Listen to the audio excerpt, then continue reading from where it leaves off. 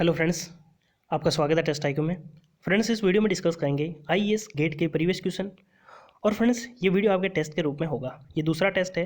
पहला टेस्ट आपने देख लिया होगा, नहीं देखा है तो उसको भी ज़रूर देखिए और वहाँ पे भी आपको 15 क्वेश्चन मिलेंगे। इस वीडियो में न्यूमेरिकल भी होंगे और थ्योरी क्वेश्चन भी होंगे। एक एक क्वेश्चन को हम बहुत ही डिटेल में समझेंगे, लेकिन यहाँ पे पहले आपको आंसर देना है और उसके बाद में मैं आपको आंसर दूंगा। और वीडियो के बाद में आपको कमेंट करके बताना है कि 15 में से आपके कितने राइट हुए। तो इससे आपको पता चलेगा कि आपकी तैयारी कैसी है। तो चलिए शुरू करते हैं। वीडियो बहुत ही ज़्यादा इंपॉर्टेंट होने वाला है। पहला क्वेश्चन दिया गया है, figure shows the stress strain curve for tensile test on a mild steel specimen. The upper yield point is represented by the point. तो यहाँ पे आपको बताना है अपर यील्ड पॉइंट कौन सा है, बी, सी, डी या फिर ई। आई होप आपने आंसर दे दिया होगा। सबसे पहले हम थोड़ा सा इसको डिस्कस करते हैं। ये आपका स्ट्रेस हो गया और स्ट्रेन हो गया। आपको ध्यान रखना है, जो स्ट्रेस होता है ये वाई एक्सिस पे होता है। कभी कभी एग्जाम में बहुत ज़्यादा सिंपल क्वेश्चन पूछना होता है तो पूछ लेते हैं और स्टूडेंट ध्यान नहीं देते हैं। यहाँ पे ये आपका कर्व हो गया।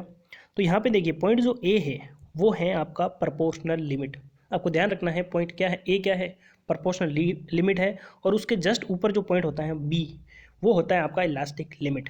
Stress is proportional to strain, ये बताता है हुक्स लॉ। और हुक्स लॉ वैलिड कब तक होता है, इलास्टिक लिमिट तक, यानी कि पॉइंट बी तक हुक्स लॉ वैलिड होता है। लेकिन जो आपका बेस्ट रिजल्ट देता है, यानी कि stress is proportional to strain, ये प्रोपोर्शनल लिमिट तक ही देता है। जो पॉइंट सी दिया गया है, ये पॉइंट सी जो है इसको हम बोलते हैं अपर यील्ड पॉइंट। और यही आपको क्वेश्चन में पूछा गया है, तो यहाँ पे ऑप्शन बी करेक्ट हो जाएगा। सी आपका अपर यील्ड हो जाएगा और डी को हम बोलते हैं लोअर यील्ड पॉइंट। और यदि आपको एग्जाम में पूछ लें कि एक्चुअल यील्ड पॉइंट कौन सा होता है, तो जो लोअर यील्ड पॉइंट होता है उसे हम बोलते हैं एक्चुअल यील्ड पॉइंट। और जो आपका ई है उसे हम बोलते हैं अल्टीमेट पॉइंट या फिर अल्टीमेट स्ट्रेस। पॉइंट एफ पे मटेरियल फेल हो जाता है तो इसे हम बोलते हैं फ्रैक्चर पॉइंट या फ्रैक्चर लिमिट बोलते हैं। तो सारे पॉइंट आपको समझ में आ गए होंगे। अगला क्वेश्चन देखते हैं। ये क्वेश्चन गेट 2007 का है, बहुत ही ज़्यादा इंपॉर्टेंट क्वेश्चन है। तो वहाँ पे आपको समझना होगा। पहले आप इसका सॉल्यूशन कीजिए, फिर मैं आपको सॉल्यूशन बताऊंगा। क्वेश्चन में क्या दिया गया है, two identical circular rod of same diameter and same length are subjected to same magnitude of axial tensile force. One of the rod is made out of mild steel having the modulus of elasticity of 206 gigapascal. The other rod is made of cast iron having the modulus of elasticity 100 gigapascal. Both the material are homogeneous and isotropic, and the axial force produces the same amount of uniform stress in them. If the stress developed are within the proportional limit of respective material, then which of the following statement are correct? तो यहाँ पे आपको बताना है कि कौन सी road में elongation ज़्यादा होगा, कौन सी में कम होगा, या फिर दोनों में सेम होगा। तो वीडियो को पॉज कीजिए और सॉल्यूशन दीजिए। आई होप आपने इसका आंसर दे दिया होगा। अब हम इसका सॉल्यूशन देखते हैं। सबसे पहले यहाँ पे आपको दिया गया है प्रोपोर्शनल लिमिट। तो प्रोपोर्शनल लिमिट तक जो आपका हुक्स लॉ है वो वैलिड होता है, यानी कि stress is proportional to strain. और यदि मैं इसको प्रोपोर्शनल साइन को हटा देता हूँ तो स्ट्रेस इज इक्वल टू क्या आ जाएगा, एक कॉन्स्टेंट आ जाएगा, वो होता है यंग मॉड्यूलस, या फिर हम इसको मॉड्यूलस ऑफ इलास्टिसिटी भी बोलते हैं। दोनों नाम आपको पता होना चाहिए। तो स्ट्रेन जो होता है ई बराबर क्या होता है, change in length upon original length, यानी कि ये स्ट्रेन हो जाएगा। और स्ट्रेन बराबर क्या हो जाएगा, स्ट्रेस अपॉन यंग मॉड्यूलस। या फिर मैं लिख सकता हूँ चेंज इन लेंथ, और ये जो चेंज इन लेंथ है इसी को हम बोलते हैं एलोंगेशन। तो sigma upon E into L. यहाँ पे आपको साफ लिखा गया है, जो आपका स्ट्रेस डेवलप हो रहा है वो सेम हो रहा है दोनों में, और लेंथ जो है दोनों की सेम है।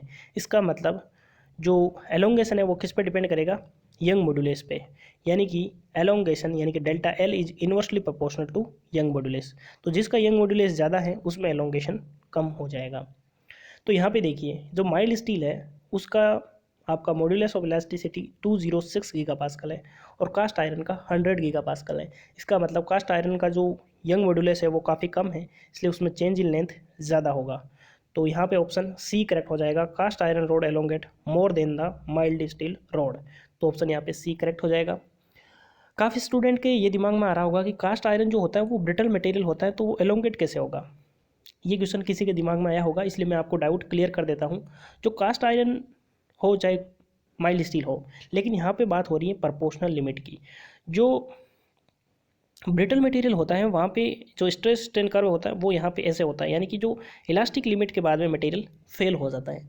लेकिन यहाँ पे सिर्फ हम प्रोपोर्शनल लिमिट की बात कर रहे हैं जो कि इलास्टिक लिमिट के नीचे होती हैं। अगला क्वेश्चन देखते हैं। A planar mechanism has 8 link and 10 rotary joint using Grubler criteria the number of degree of freedom of the mechanism is. तो यहाँ पे आपको डिग्री ऑफ फ्रीडम बताना है कि कितना होगा। फ्रेंड्स, यदि आपको जो सिंपल मैकेनिज्म के क्वेश्चन देखने हैं या फिर उस टॉपिक को पढ़ना है तो थ्योरी ऑफ मशीन मैंने आपको पहला चैप्टर बहुत ही डिटेल में समझा रखा है, तो उस प्लेलिस्ट में जाइए और उसको देखिए, आपको एक एक चीज़ क्लियर हो जाएगी और इस क्वेश्चन को आप 2 सेकंड में कर दोगे। आई होप इसका आंसर आपने दे दिया होगा। तो इसका सोल्यूशन हम देखते हैं। सबसे पहले यहाँ पे आपको फॉर्मूला पता होना चाहिए। जो ग्रेबलर फॉर्मूला है वो होता है 3l-1 minus 2j minus h। यहाँ पे l क्या है? Number of link, j joint है और h जो है नंबर ऑफ हायर पेयर है। तो f बराबर क्या हो जाएगा? 3l नंबर ऑफ जॉइंट कितने हैं? आपको 8 दे रखे हैं तो 8 माइनस 1 हो जाएगा, माइनस 2j जॉइंट कितने हैं? 10 है और हायर पेयर कितने हैं? 0 हैं। तो f बराबर कितना हो जाएगा? ये 7 × 3 21 माइनस 10 × 2 2 यानी कि 20। तो डिग्री ऑफ फ्रीडम कितनी आ जाएगी? 1 हो जाएगी। तो यहाँ पे ऑप्शन बी करेक्ट हो जाएगा। अगला क्वेश्चन देखते हैं। Killed steel. तो यहाँ पे आपको बताना है किल्ड स्टील क्या होता है। Having minimum impurity level, have almost 0% of phosphorus and sulphur, are produced by LD process, are free from oxygen. तो IES 1996 का क्वेश्चन है। तो आपको बताना है किल्ड स्टील में क्या होता है। आई होप आपने आंसर दे दिया होगा। यहाँ पे देखिए, सबसे पहले आपको किल्ड स्टील क्या होते हैं, तो ये होते हैं आपके डीऑक्सीडाइज्ड स्टील। डीऑक्सीडाइज्ड स्टील। अब ये डीऑक्सीडाइज्ड स्टील क्या होते हैं? इनमें से स्टील में से ऑक्सीजन को जब निकाल देते हैं तो हम उसको बोलेंगे डीऑक्सीडाइज्ड स्टील। अब कैसे निकालेंगे? जब आपका स्टील लिक्विड फॉर्म में होता है, ठीक है, तो उसके अंदर हम डीऑक्सीडाइजिंग एजेंट मिक्स कर देते हैं। डीऑक्सीडाइजिंग एजेंट कौन कौन से होते हैं? जैसे मैं एग्जांपल के रूप पे सिलिकॉन, मैंगनीज, एल्यूमिनियम, ये सब क्या होते हैं? डीऑक्सीडाइजिंग एजेंट होते हैं। तो ये मिक्स कर देंगे, इनमें से कोई भी मटेरियल मिक्स कर देंगे तो ये ऑक्सीजन को एब्जॉर्ब कर लेते हैं, यानी कि ऑक्सीजन जो है यहाँ से रिमूव हो जाती है। तो ऑक्सीजन रिमूव हो जाएगी तो सॉलिडिफिकेशन के टाइम में जो कार्बन है वो ऑक्सीजन के साथ में रिएक्शन नहीं कर पाएगा, क्योंकि ऑक्सीजन प्रेजेंट ही नहीं होगी तो कार्बन कैसे रिएक्शन करेगा। तो यहाँ पे हमारा जो ऑप्शन है वो डी करेक्ट हो जाएगा। Killed steel are free from oxygen. अगला क्वेश्चन दिया गया है। The value of heat transfer and work transfer for flow process of thermodynamic cycle are given below. तो यहाँ पे आपको हीट ट्रांसफर दे रखी है, वर्क ट्रांसफर दे रखा है। The thermal efficiency and work ratio for the cycle will be respectively. तो यहाँ पे आपको थर्मल एफिशिएंसी और वर्क रेशियो बताना है। बहुत ही ज़्यादा इंपॉर्टेंट क्वेश्चन है। वीडियो को पॉज कीजिए और इसका सॉल्यूशन दीजिए। तो इसका सॉल्यूशन हम देखते हैं। सबसे पहले हम थर्मल एफिशिएंसी की बात करते हैं। तो थर्मल एफिशिएंसी क्या होती है? Net work done upon heat supply, ये होता है। तो नेट वर्क डन क्या हो जाएगा?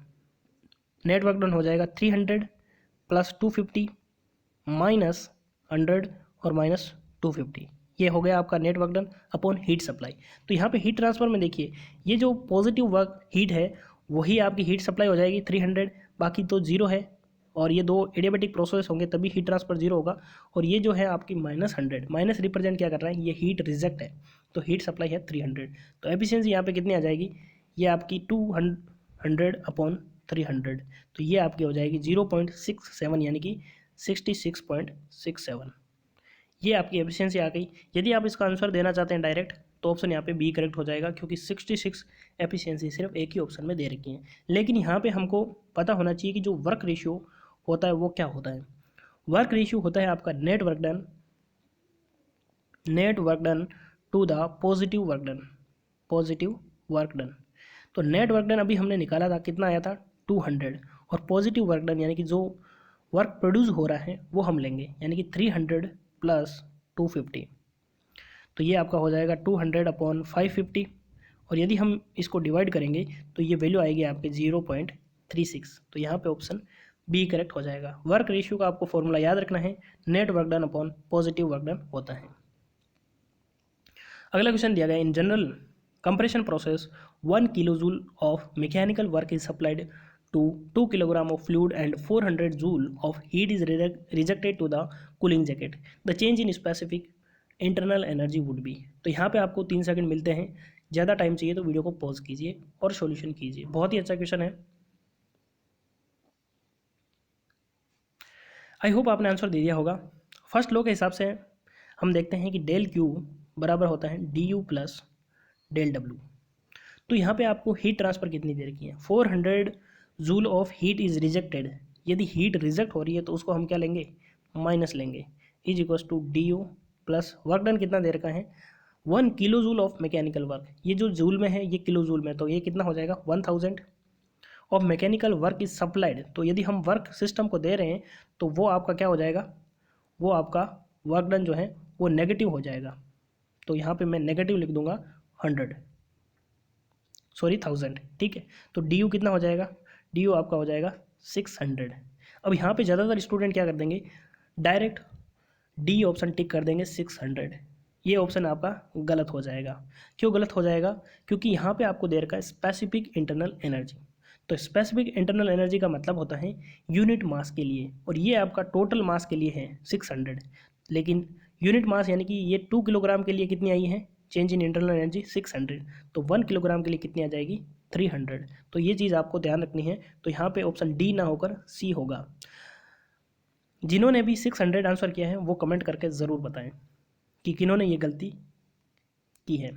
अगला क्वेश्चन देखते हैं, change in enthalpy in a close system is equal to heat transfer if the reversible process take place at constant temperature, internal energy, pressure या फिर एंट्रोपी।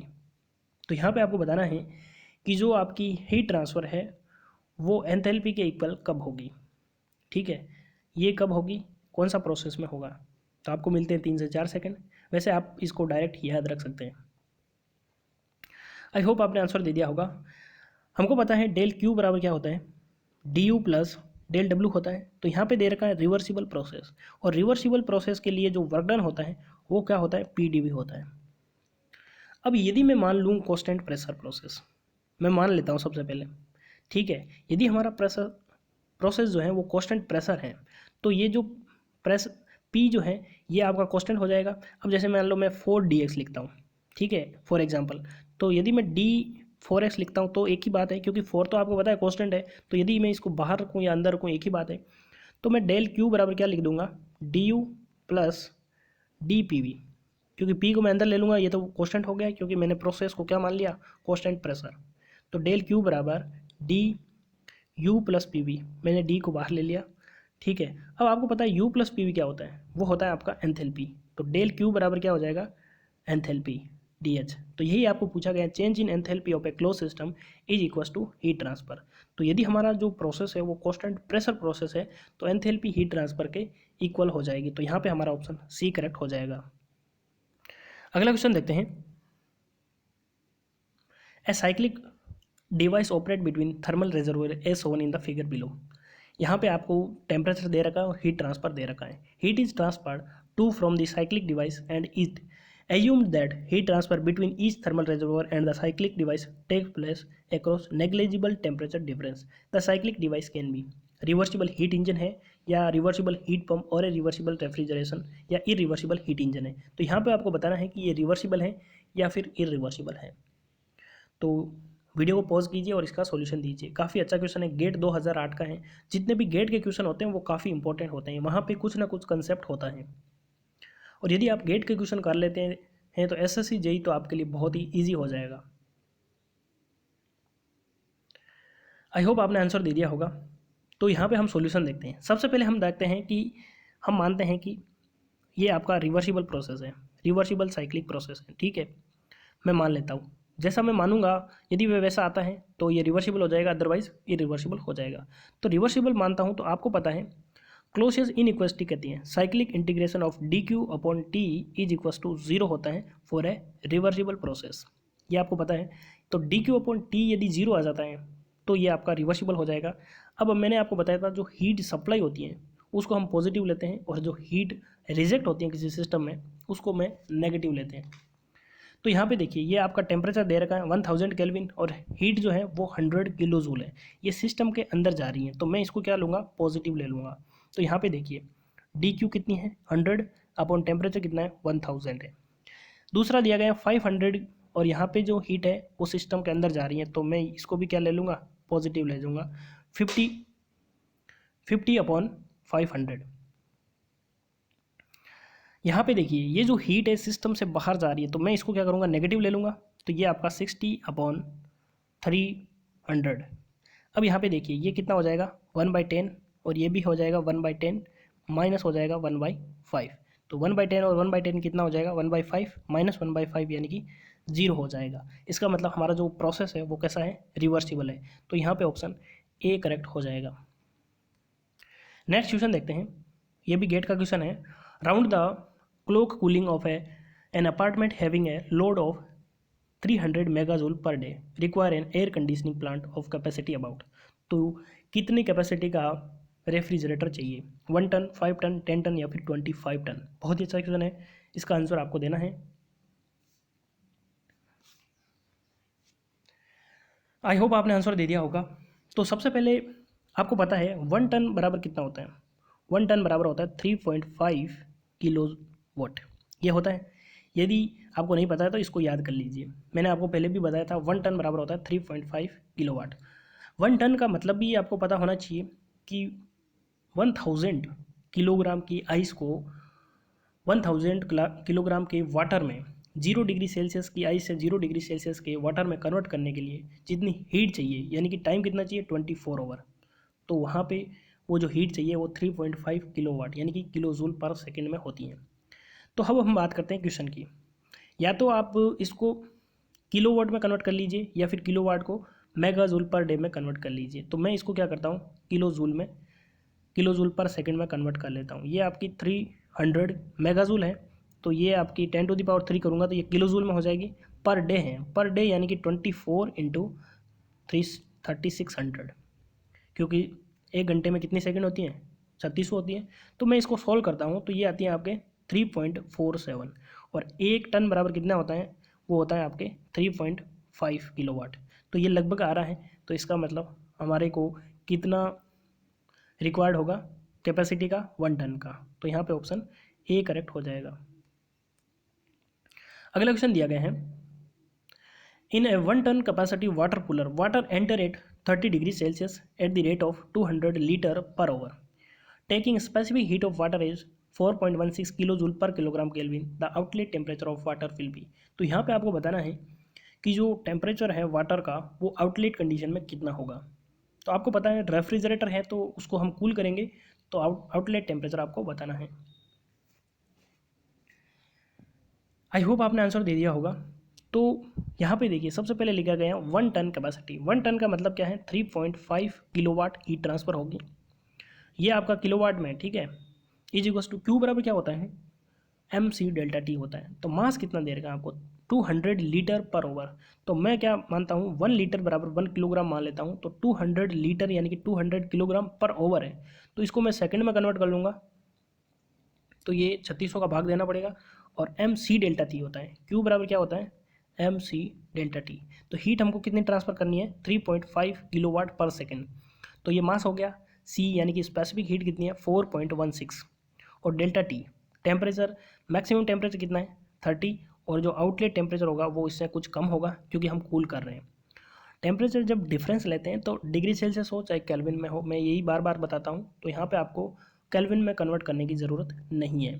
तो यदि आप इसको सोल्व करते हैं तो T2 की वैल्यू जो आती हैं आपके 15 डिग्री सेल्सियस आती हैं। तो यहाँ पे जो हमारा ऑप्शन है वो डी करेक्ट हो जाएगा। अगला क्वेश्चन देखते हैं, when the temperature of A solid metal increases strength of the metal decreases but ductility increases. तो यहाँ पे आपको बताना है कि यदि मैं किसी भी सॉलिड मेटल का टेम्परेचर इंक्रीज करता हूँ तो उसकी स्ट्रेंथ और डक्टिलिटी में क्या चेंज आएगा। तो आपको मिलते हैं 3 से 4 सेकंड। गेट 2005 का क्वेश्चन है, बहुत ही अच्छा क्वेश्चन है। तो यहाँ पे देखिए, जैसे भी किसी मेटल का हम टेम्परेचर इंक्रीज करते हैं तो उसकी स्ट्रेंथ कम होती हैं, ठीक है, क्योंकि जो बॉन्ड है वो कमज़ोर हो जाते हैं जिसकी वजह से स्ट्रेंथ कम होती है। फिर हम बात करते हैं डक्टिलिटी की।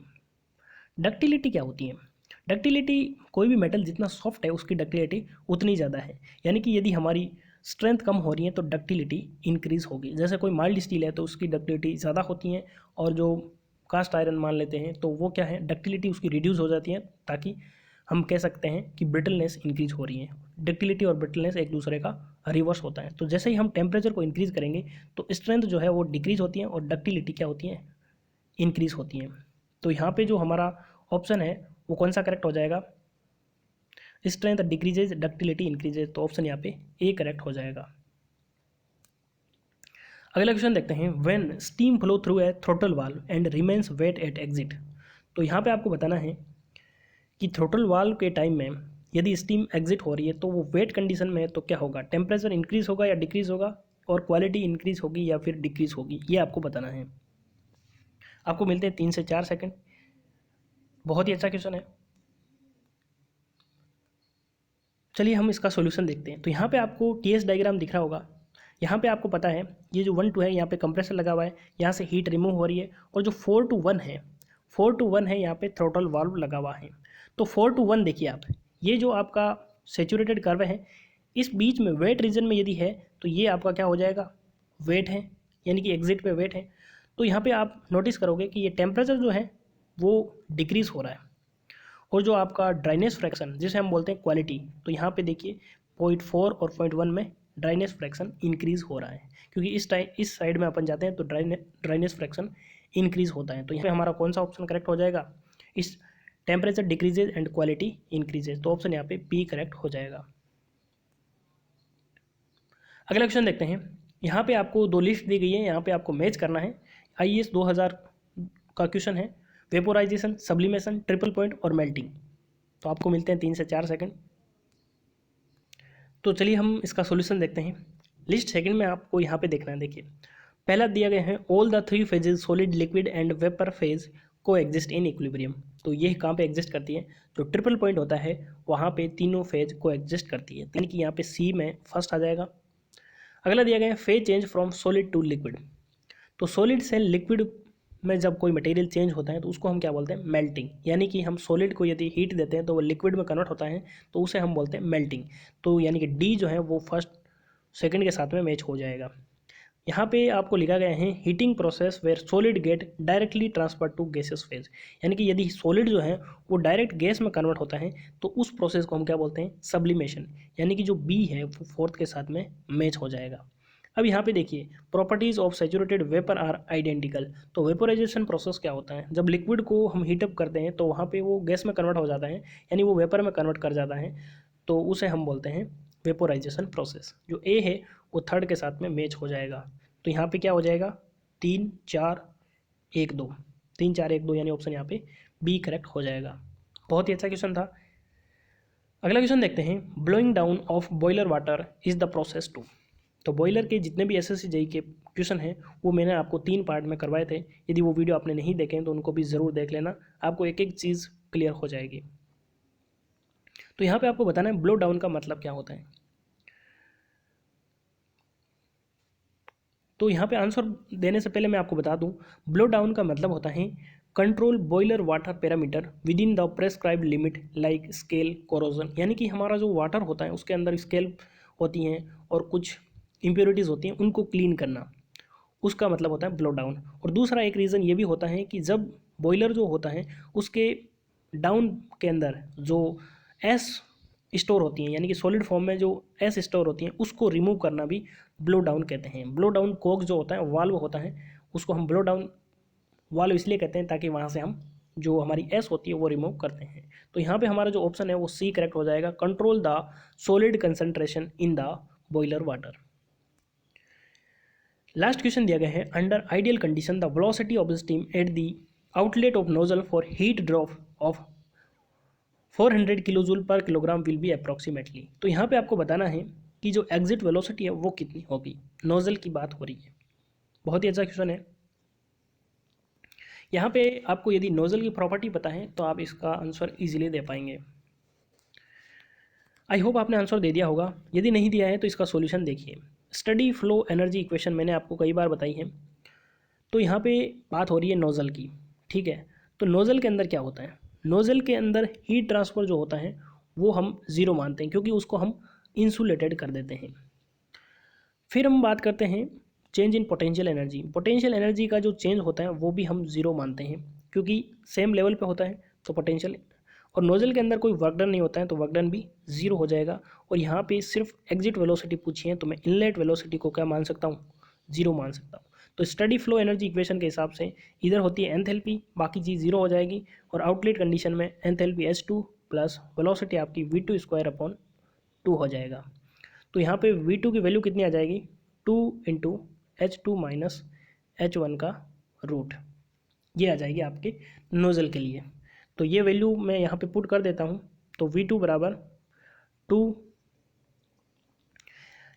H2 माइनस H1 को मैं डेल्टा H कह सकता हूँ। डेल्टा H यानी कि एंथैल्पी ड्रॉप। एंथैल्पी एक हीट के रूप में होती है तो मैं हीट ड्रॉप बोल सकता हूँ इसको। तो ये आपके कितनी दे रखी है, 400 किलो जूल पर किलोग्राम। तो 400 किलो जूल में है तो मैं इसको जूल में कन्वर्ट कर लूँगा, तो 1000 से मल्टीप्लाई कर दूँगा तो ये वैल्यू आ जाएगी। इसको आपको सोल्व करना है, तो इसको आप जैसे ही सोल्व करोगे तो वैल्यू आ जाएगी आपके 894.42, जो कि लगभग 900 के इक्वल है। तो यहाँ पे हमारा ऑप्शन जो है वो बी करेक्ट हो जाएगा। तो फ्रेंड्स ये थे 15 क्वेश्चन। आपको वीडियो कैसा लगा कमेंट बॉक्स में ज़रूर बताना, और यदि आपको वीडियो पसंद आता है तो वीडियो को लाइक करें, और जितने भी फ्रेंड्स आपके तैयारी कर रहे हैं उनको शेयर ज़रूर करें, और उनको भी बताएं कि ये टेस्ट ज़रूर दें ताकि आपको एग्ज़ाम में फ़ायदा हो सके। आप चैनल पर पहली बार विजिट कर रहे हैं तो सब्सक्राइब ज़रूर कर लें। और फ्रेंड्स जो भी ज्वाइन बटन आपको यहाँ पे दिया गया है, तो टेस्ट IQ को सपोर्ट करने के लिए ज्वाइन बटन को ज्वाइन करके मेंबरशिप ज़रूर लें। तो वीडियो को कंप्लीट देखने के लिए धन्यवाद। मिलते हैं अगले वीडियो में, तब तक के लिए जय हिंद, जय भारत।